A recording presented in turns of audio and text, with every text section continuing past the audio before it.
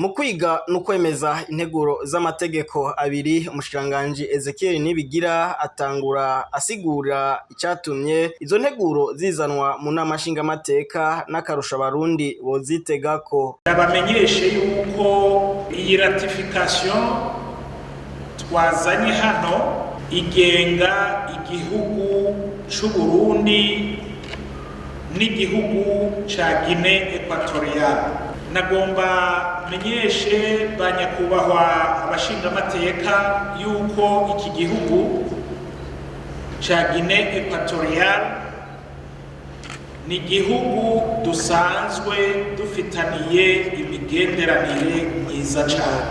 Vyarashoboye kwiyerekana ku ngendo zitandukanye indongozi z'igihugu cacu zashoboye kugira muri ico gihugu mu bihe bitandukanye, eka mbere n'indongozi z'ico gihugu zashoboye kugira hano mu gihugu cacu mu bihe bitandukanye. Urugendo nyen'icubahiro umukuru w'igihugu cacu c'u Burundi yashoboye kugira muri ico gihugu ca Guinée Equatoriale, hariho ibitari bike vyashoboye kumvikanwako. Muri ivyo rero vyumvikanywe ko harabayeho ivyo koroherezanya ku bijanye uruja n'uruza na cane cane rw'abakozi ba leta n'abo bose b'abategetsi canke abafise amapasiporo diplomatique bashobora kuja hariya muri kiriya gihugu ca Guinée Equatoriale canke aba kiriya gihugu bashobora kuza hano muri kino gihugu c'u Burundi. Harabayeho no kumvikana ko ingene ibihugu vyacu bishobora koroherezanya mu bijanye no gutwara imitahe muri iki gihugu canke kiriya. Ni muri iyo ntumbero rero mubona twaciye dutegura kugira ngo amasezerano yashoboye gusinywa muri rwa rugendo, ayo masezerano ashobore gutangura gushirwa mu ngiro.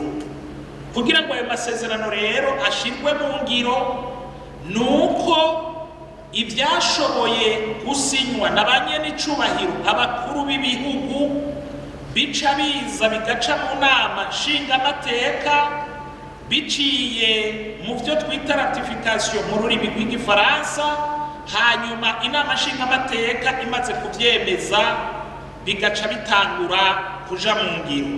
Inyuma yo gusigurirwa izo nteguro z'amategeko, abashingamateka bakaba bahavuye bashikiriza amakenga n'intererano zabo ku bijanye n'izo nteguro z'amategeko. Jokisha Ntare Nkurunziza kimwe n'abandi bahavuye bagaruka ko kibazo ciwe bipfuje kumenya nimba bafise ibitabo vy'inzira bisanzwe bo batorabwa n'iryo tegeko. Ku makenga kandi y'abashingamateka atandukanye, Daniel Geraze Ndabirabe umukuru w'inama nshingamateka akaba avuga ko ibintu bikiri mu ntango kesha abarundi bakunda kubitinya, ariko akabahamagarira gutinyuka bakaja mwihiganwa co kimwe n'abandi. Ku makenga kandi y'abashingamateka kuntu ibihugu bibiri bigiye gukorera hamwe atabuserukizi bw'u Burundi buri mu gihugu ca Guinée Equatoriale, umushikiranganji Ezekiel Nibigira asiguye iryo tegeko avuga ko ata kibazo bitera, ariko kandi akabemerera ko amakenga yabo agiye kuyashikana ku babijejwe kugira ngo nibasanga bikenewe ubwo buserukizi buze bushigweho.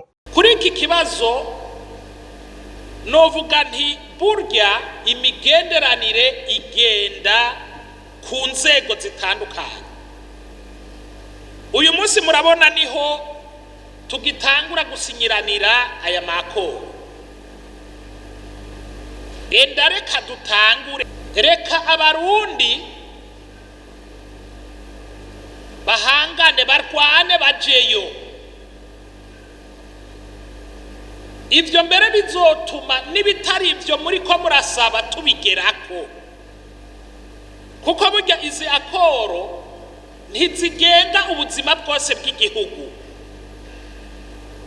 Hariho ivyo usanga bitarimo ibi na biriya, mugabo igihe tuzosanga izi akora ziriko zigenda zitera imbere na cane cane mu bijanye n'ingene tuzishira mu ngiro, tukabona ko ibyo twasezeranye twamaze kubishikako canke turiko turabishira mu ngiro neza, ndizera ko n'ibindi birengeye ibi twasinyiraniye nyene icubahiro umukuru w'igihugu yamaze gutera ku mukono, namwe abashinga amateka mukaba mugomba kuvyemeza, tuzogenda dusaba ibindi.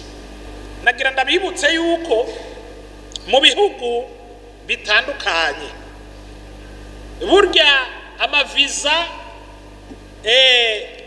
n'isoko ry'uburyo bwinjira mu gihugu budasanzwe, n'isoko rikomeye cyane. Aha rero kugira ngo igihugu icari cyo cyose, si Burundi, si Guinée Equatoriale gusa, kirinde cemera kiti jewe n'iki gihugu ndahisemwo yuko n'abafise amaviza ordinaire bose bazinjira mu gihugu badasabwe ibijanye na viza, nuko biba ari ibintu vyitondewe rwose, bikirwa igihugu kikaraba neza uburyo kigiye gutakaza, kikaraba ingene ubwo buryo bushobora kugaruka mu buryo bucanke ubundi, hanyuma n'ingene imigenderanire yagiye irakomera intambuko ku yindi. Ibi rero nkizera neza yuko ibireka tubihe umwanya, tube turakorera kuri ibi byamaze gusinywa, kuko navyo ni vyiza, ni intambuko ikomeye cyane mu migenderanire iri hagati y'igihugu n'ikindi. Mu by'ukuri aha nta n'amakenga na makeya arimo, kuko abarwiza atunga no gushika uyu munsi bariho, birirwa barakora, bakwira isi yose badafise amapasiporo diplomatique, badafise amapasiporo de service, kandi ibyo bariko barakora bikagenda neza. Nagomba ndababwira nko mu bintu bijanye na investissement, kugira ngo umuntu aje ku investissa mu gihugu, vy'ukuri hariho ibisabwa, hariho amategeko aba bigenga, naho haba habaye gusinyiranira aya masezerano, ikintu cyose kiba gifise amategeko akigenga n'intambuko zikigenga.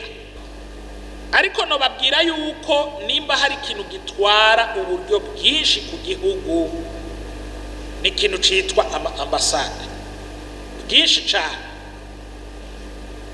Rero igihugu naco imbere yuko gishiraho ambasade kiriga neza, kikaraba yuko bikwiriye canke ko hageze. Aha rero igisabo canyu twacumvise, tuzogishikiriza ababijejwe, nabo baziga barabe bashize hamwe vya bindi byose bisunga, barabe yuko vyokunda kwico coba. Ariko bidakunze mu gihe mwoba mwifuza abanyakubahwa, tuzoba turakoresha ivyo twari dusanzwe dufise. Igihambaye nuko leta ikora uko ishoboye kose, ntihagire umurundi azohura n'ingorane ngo abure igishobora kumufasha, nk'uko dusanzwe turiko turabikora hirya no hino tudafise ama-ambasade. Izo nteguro zose z'amategeko uko ari zibiri zikaba zavuye zemezwa zose 100% n'abashinga amateka bitavye mu makoraniro mu Kigobe. Integuro y'ibwirizwa tukaba twiyemeje 100%.